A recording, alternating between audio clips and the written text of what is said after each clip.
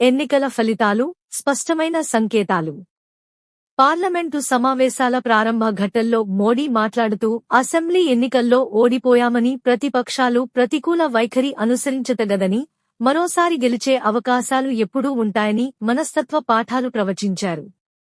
ప్రతిపక్షాల సవాళ్ల నుంచి ఎప్పుడూ పలాయనం చిత్తగిస్తూ దేశం ముందుకొచ్చిన సవాళ్లకు సమాధానం ఇవ్వకుండా ఏకపక్ష ఆధిక్యతతో పార్లమెంటు పని తీరును ప్రహసనంగా మార్చిన ఘనత నిజానికి ఆయనదే. ఇప్పుడు ఇది మరింత ముదురుతుందని తాజా సంకేతాలు చెబుతూనే ఉన్నాయి. ఈ మూడు రాష్ట్రాలలో కాంగ్రెస్, బీజేపీల మధ్య 1997, 2003, 2018 ఎన్నికలలో శాసనసభ, లోక్సభ ఫలితాలు తారుమారైనాయి. ఇప్పుడు ఓట్ల సంఖ్య కూడా బీజేపీ కూటమి కన్నా ఇండియాలో భాగస్వాములైన వారికే ఎక్కువ అని లెక్కలు చెబుతున్నారు. 12.29 కోట్ల ఓట్లు పోలవగా బీజేపీ కూటమికి 4.82 కోట్ల ఓట్లు, కాంగ్రెస్కు 4.92 కోట్ల ఓట్లు, ఇండియాలో భాగస్వాములైన వాటికి మొత్తంగా 5.06 కోట్ల ఓట్లు వచ్చాయి. వీటి ఆధారంగా నిపుణులు ఏవో లెక్కలు కడుతున్నారు గాని నిజంగా జరగాల్సింది కాంగ్రెస్ ధోరణిలో మార్పు. ఇండియా వేదికను సక్రమంగా నిర్వహించడం. రాజకీయంగా సైద్ధాంతికంగానే గాక ఓట్ల చీలిక నివారించేందుకు కృషి చేస్తే వచ్చే లోక్సభ ఎన్నికల పోరాటం సరైన ఫలితాలిస్తుంది. 5 రాష్ట్రాల ఎన్నికల ఫలితాలను దేశ ప్రజలు, పార్టీలు, మీడియా ఇంకా మాట్లాడుకుంటుండగానే ప్రధాని మోడీ కేంద్రంలో హ్యాట్రిక్ నినాదం మీడియాలో తీసుకురావడం యాదృచ్ఛికమేమీ కాదు. తెలంగాణను మినహాయించితే 3 కీలక హిందీ రాష్ట్రాల గెలుపుతో మరోసారి తన సంఖ్య పెంచుకున్న కాషాయ పార్టీ నుంచి ఈ దూకుడు ఊహించిందే.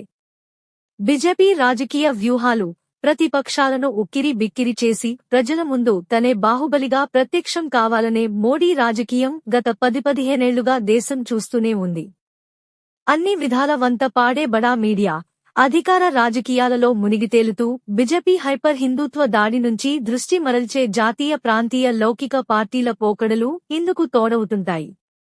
గెలుపు ముందు ఓటమి ఎప్పుడూ వెలవెలబోతుందన్నట్టు విజయం విశ్వరూపంలో కనిపిస్తుంటే పరాజితులను పరాభవించడం పరిపాటి. బహుశా ఈ సన్నివేశంలో ఈ లక్షణం మరింతగా ఆవిష్కృతమవుతున్నది. పార్లమెంటు సమావేశాల ప్రారంభ ఘట్టంలో మోడీ మాట్లాడుతూ అసెంబ్లీ ఎన్నికల్లో ఓడిపోయామని, ప్రతిపక్షాలు ప్రతికూల వైఖరి అనుసరించతగదని, మరోసారి గెలిచే అవకాశాలు ఎప్పుడూ ఉంటాయని మనస్తత్వ పాఠాలు ప్రవచించారు. ప్రతిపక్షాల సవాళ్ల నుంచి ఎప్పుడూ పలాయనం చిత్తగిస్తూ దేశం ముందుకొచ్చిన సవాళ్లకు సమాధానమివ్వకుండా ఏకపక్ష ఆధిక్యతతో పార్లమెంటు పని తీరును ప్రహసనంగా మార్చిన ఘనత నిజానికి ఆయనదే. ఇప్పుడు ఇది మరింత ముదురుతుందని తాజా సంకేతాలు చెబుతూనే ఉన్నాయి. 2019 ఎన్నికల ఫలితాల తర్వాత తొలి సమావేశాలలోనే ఆర్టికల్ 370 రద్దు బిల్లు ఆమోదింపచేసుకున్న ఈ ప్రభుత్వం ఈ ముగింపు దశలో అక్కడ రిజర్వేషన్లని, ఆక్రమిత కాశ్మీర్కు సీట్లు అట్టిపెట్టడం, విముక్తి చేయడమని కొత్త నినాదం తీసుకొస్తున్నది. ఇవన్నీ వచ్చే ఎన్నికలకు సన్నాహాలే.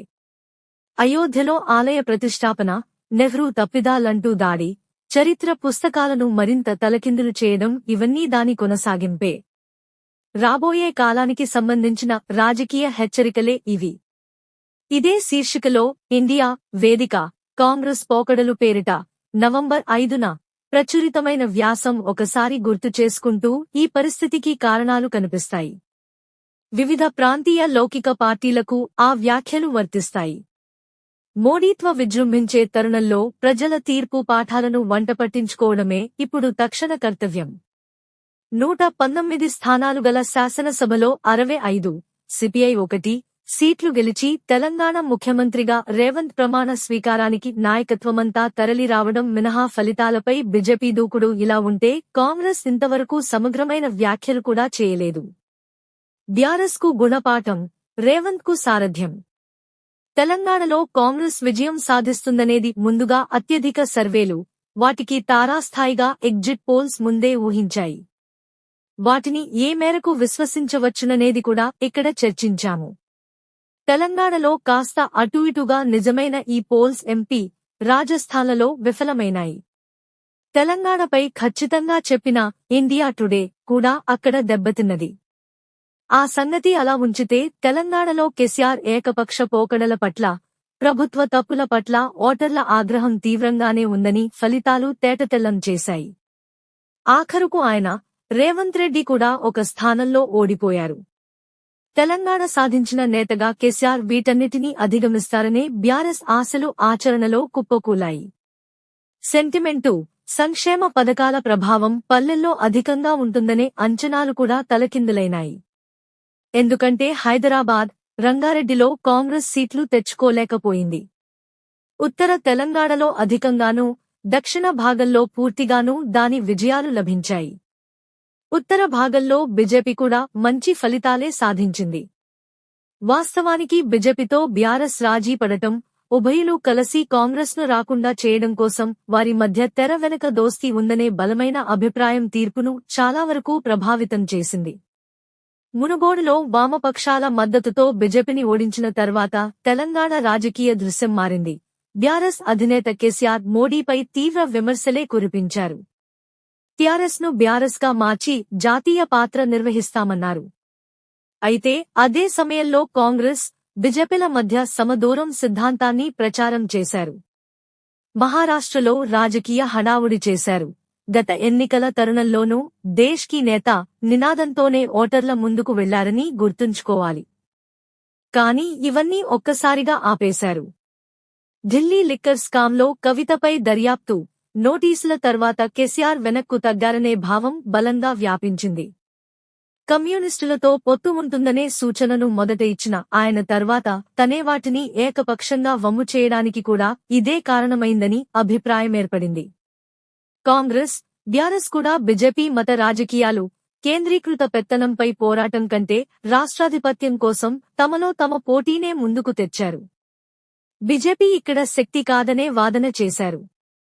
అవతలివారే బీజేపీతో కలిసిపోయారని ఆరోపణలు చేశారు. రేవంత్ రెడ్డి ఏబీవీపీ నేపథ్యం గురించి బ్యారెస్ చెప్పింది. కవితను అరెస్టు చేయకపోవడం, మేడిగడ్డ పిల్లర్ కుంగుబాటుపై కేంద్ర దర్యాప్తు జరిపించకపోవడం, సిబిఐ దాడులు లేకపోవడం కుమ్మక్కు వల్లనేనని కాంగ్రెస్ కేంద్ర రాష్ట్ర నాయకులు విమర్శలు గుప్పించారు. మరోవైపు కాంగ్రెస్ మిగిలిన చోట్ల వల్లనే వామపక్షాల విషయంలో అవాస్తవిక వైఖరి అనుసరించింది. ఇవన్నీ ఫలితాలలో ప్రతిబింబించాయి. సిపిఐ ఒక్క స్థానంతో సర్దుబాటు చేసుకుని విజయం సాధించింది. గత 2 ఎన్నికల్లో కూడా సిపిఐ, కాంగ్రెస్ కలిసే పోటీ చేశాయి. ఆహ్వానం వస్తే మంత్రివర్గంలో చేరే విషయం పరిశీలిస్తామని సానుకూల సూచనలు ఇచ్చింది. కానీ ఇప్పటికైతే ఆ దిశలో అడుగులు పడలేదు. సిపిఎం స్వంతంగా పోటీ చేసింది. సిపిఐకి మద్దతునిచ్చింది. అది ఎక్కడా విజయం సాధించకపోవడం, ఓట్లు బాగా తక్కువగా రావడం ఉద్యమాభిమానులకు నిరుత్సాహం కలిగించింది.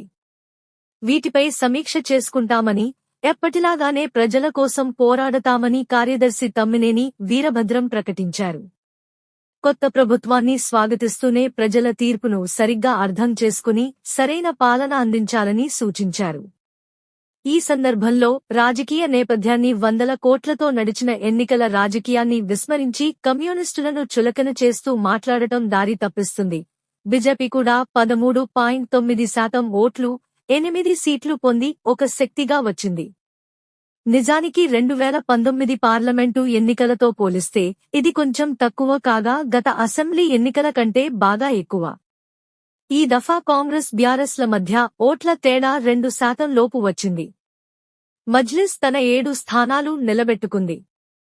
ఇరు పక్షాల మధ్య తేడా 9 గనక 6 నెలల్లో అంతా మారిపోతుందనే ప్రచారం వివిధ రూపాల్లో సాగుతూనే ఉంది.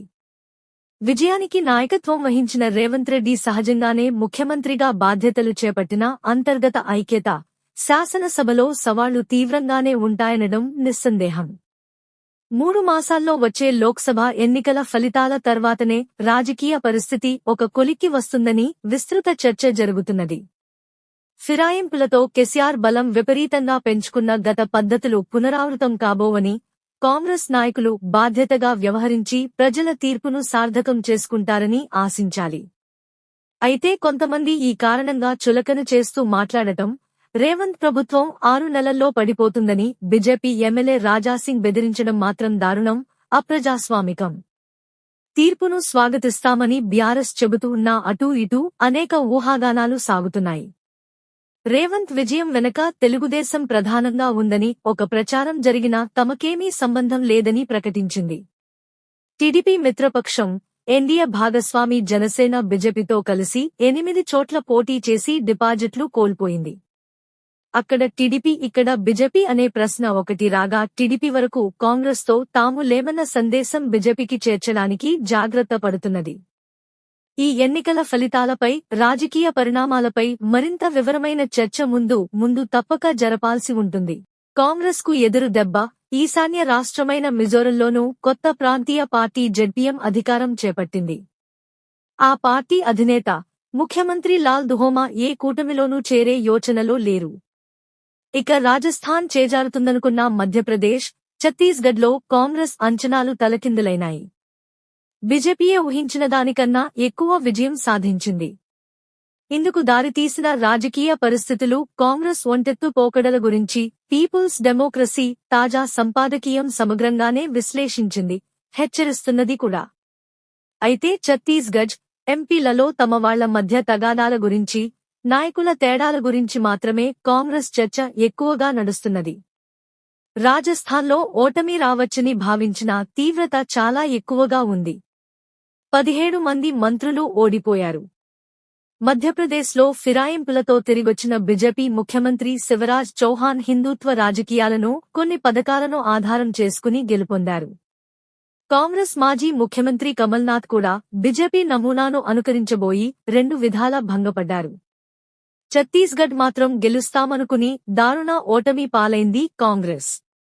ఈ 2 రాష్ట్రాలలోనూ ఆదివాసీ ప్రాంతాలలో ఎస్టీ సీట్లలో బీజేపీ చాలా పట్టు సాధించడం ప్రత్యేకించి ఆందోళనకరం. ఈ 3 రాష్ట్రాలలో కాంగ్రెస్, బీజేపీల మధ్య 1997, 2003, 2018 ఎన్నికలలో శాసనసభ, లోక్సభ ఫలితాలు తారుమారైనాయి. ఇప్పుడు ఓట్ల సంఖ్య కూడా బీజేపీ కూటమి కన్నా ఇండియాలో భాగస్వాములైన వారికే ఎక్కువ అని లెక్కలు చెబుతున్నారు.